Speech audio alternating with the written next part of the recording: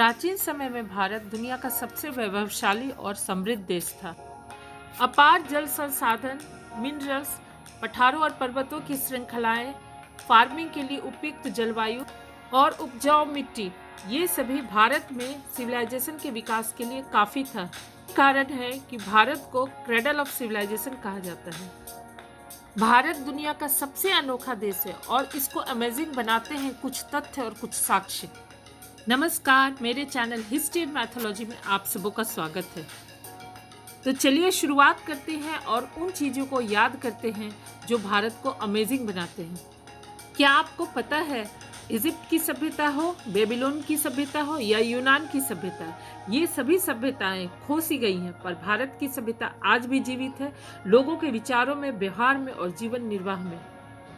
सबसे पहली और प्रमुख बात है कि इंडस वैली सिविलाइजेशन अपने समकालीन सभ्यताओं से ज़्यादा एडवांस थी और ज़्यादा वाइड स्प्रेड थी।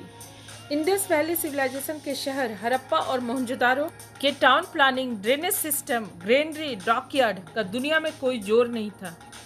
इमेजिन कीजिए, जब आधी से ज़्यादा दुनिया की आबादी बर्बर और कबीलों की जिंदगी बिताती थी, इंडिया में सभ्यता का विकास हो चुका था। राइटर एम ट्वेन ने अपनी पुस्तक में लिखा है कि भारत की धरती मानव इतिहास की जननी है और भारत मानव जाति की सबसे कीमती और रचनात्मक इतिहास की धरोहर है। दूसरी अमेजिंग बात भारत के बारे में कि यहाँ का एक शहर वाराणसी दुनिया का सबसे पुराना बसाया गया शहर है जो आज भी वजूद में है। इसे कम से कम 3000 वर्ष पुराना माना जाता है और ऋग्वेद में इसे काशी कहा गया है। हमारे मैथोलॉजी के अनुसार भगवान शिव ने काशी को बसाया था। भारत का नालंदा यूनिवर्सिटी दुनिया का सबसे इम्पोर्टेंट यूनिवर्सिटी था हायर एजुकेशन के लिए। Great scientist, mathematician, astronomer Aryabhata Nalanda university के टीचर थे। नालंदा यूनिवर्सिटी की लाइब्रेरी बहुत रिच थी और कहा जाता है कि करीब 30 लाख बहुमूल्य पुस्तकें वहाँ थी। बख्तियार खिलजी ने इस पे आक्रमण कर इसमें आग लगा दी थी। आज भी नालंदा यूनिवर्सिटी के खंडहर मौजूद हैं और पुरानी विरासत की याद दिलाते हैं। दुनिया की सबसे पुरानी यूनिवर्सिटी तक्षशिला यूनिवर्सिटी भी भारत में ही था और जहाँ 10,000 स्टूडेंट रहकर पढ़ा करते थे और 60 से ज़्यादा सब्जेक्ट की पढ़ाई हुआ करती थी। चीनी यात्री फाहियान ने भी अपने यात्रा वृत्तांत में इसका उल्लेख किया है। जीरो या शून्य का आविष्कार भी ब्रह्मगुप्त और आर्यभट्ट ने किया था, जो भारतीय ही थे। और जिन अरबिक न्यूमरल्स को आज दुनिया फॉलो करती है, उसकी शुरुआत भी भारत में ही हुई थी। ये इस बात से प्रमाणित होती है कि अरब में इसे हिंदू न्यूमरल्स कहा जाता था। पाई की वैल्यू 3.14159 होती है। यह पूरी दुनिया में सबसे पहले आचार्य बुद्धियाना ने 6th सेंचुरी में कैलकुलेट करके बताया, जो भारतीय ही थे। चरक संहिता के लेखक महर्षि चरक को फादर ऑफ मेडिसिन माना जाता है। महर्षि सुश्रुत को फादर ऑफ सर्जरी माना जाता है। आज से हजारों साल पहले सुश्रुत संहिता में उन्होंने प्लास्टिक सर्जरी, ब्रेन सर्जरी और कई तरह की सर्जरियों का उल्लेख किया है।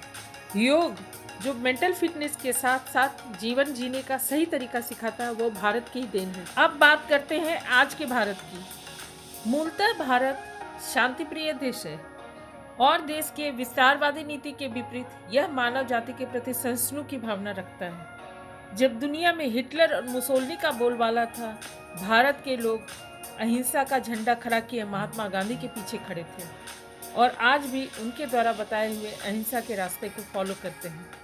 भारत एक ऐसा देश है जिसे वहाँ के निवासी माँ कहकर पुकारते हैं। यही एक ऐसा देश है जहाँ नदी को भी माँ का दर्जा मिलता है, जैसे गंगा, नर्मदा, सरस्वती सभी को माँ कहकर संबोधित किया जाता है। भारत की हर एक प्रांत की अलग भाषा, अलग लिबास और अलग त्योहार हैं, फिर भी भावनात्मक रूप से सब जुड़े हुए हैं। यही तो भारत की असली धरोहर है। भारत की स्वर्णरेखा नदी दुनिया की एकमात्र ऐसी नदी है जिसके रेत के कणों में भी सोना मिलता है। भारत दुनिया का सबसे फास्टेस्ट ग्रोइंग इकोनॉमी है। वर्ल्ड का सेकेंड हाईएस्ट पॉपुलेटेड कंट्री है। 1.3 बिलियन पीपल भारत में रहते हैं। साथ ही दुनिया का सबसे ज़्यादा यूथ पॉपुलेशन भारत में ही है। भारत दुनिया का सबसे बड़ा लोकतंत्र है। इंडिया दुनिया का सबसे बड़ा टेलीकॉम मार्केट है और सॉफ्टवेयर का हब है। भारत की इसरो दुनिया की एकमात्र एजेंसी है जो एक साथ 104 सैटेलाइट को अंतरिक्ष में भेजने में सफल रही है। साथ ही मंगलयान दुनिया का सबसे कम लागत में बनने वाला अंतरिक्ष यान है, जिसे भारतीय द्वारा ही बनाया गया है। इसकी लागत हॉलीवुड की फिल्म ग्रेविटी से भी कम है ना अविश्वसनीय बात। भारत के बॉलीवुड में दुनिया की सबसे ज़्यादा फिल्में बनती हैं। ये फिल्में भारतीयों के जीवन का दर्पण है। दूसरी ओर ये फिल्में भारतीयों के जीवन और लाइफ स्टाइल में रची बसी हैं। और हाँ, चटपटे मसालों के चर्चे के बिना तो भारत का वर्णन ही अधूरा है।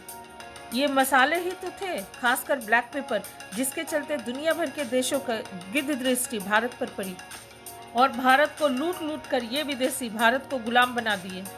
और दुनिया का एक समृद्ध और वैभवशाली देश भारत, जिसे सोने की चिड़िया कहा जाता था, उसे करीब 250 साल तक गुलामी झेलनी पड़ी।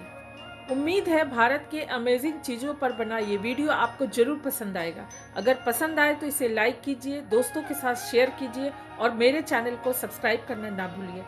Thank you.